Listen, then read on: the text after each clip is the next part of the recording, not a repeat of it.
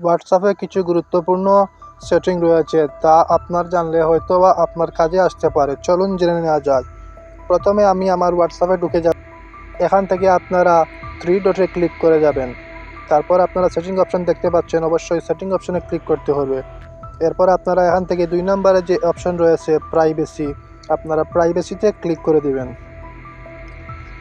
এরপর এখান থেকে দেখতে পাচ্ছেন প্রথমে একটি অপশন রয়েছে লাস্ট সিন অ্যান্ড অনলাইন, আপনারা এটিতে ক্লিক করে দিবেন। এরপর এখানে দেখতে পাচ্ছেন who can see my last seen, নিচে আরেকটি রয়েছে who can see when I am online. প্রথমে যে অপশন দেওয়া রয়েছে সেখান থেকে আপনারা একবারে নিচে দেখতে পাচ্ছেন, একদম নিচে দেখতে পাচ্ছেন নো বডি রয়েছে, নো বডিতে আপনারা ক্লিক করে দেবেন। এরপর আমি বলছি এটির কাজ কি।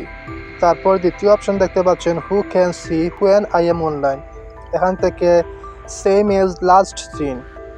তো এই দুইটি অপশনের কাজ হলো আপনারা কখন অনলাইনে ছিলেন এবং কতক্ষণ পর অনলাইন থেকে বের হয়েছেন সেটি শো করবে, এবং আপনারা অনলাইনে আছেন কিনা এই দুটি অপশন অন করে দিলে আপনারা অনলাইনে আছেন কিনা সেটি কেউ দেখতে পারবে না।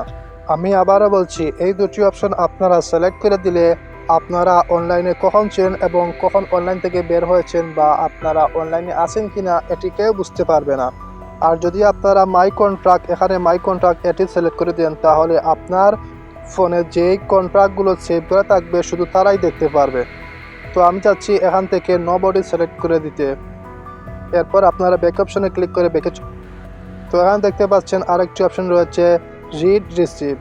তো এটির কাজ কি এটি দেখতে পাচ্ছেন এখানে অন করা রয়েছে, যদি আপনারা অফ করে দেন তাহলে আপনাদেরকে যে মেসেজ দিবে তার মেসেজ আপনারা সিন করার পরেও সেটি আনসিন অবস্থায় থাকবে।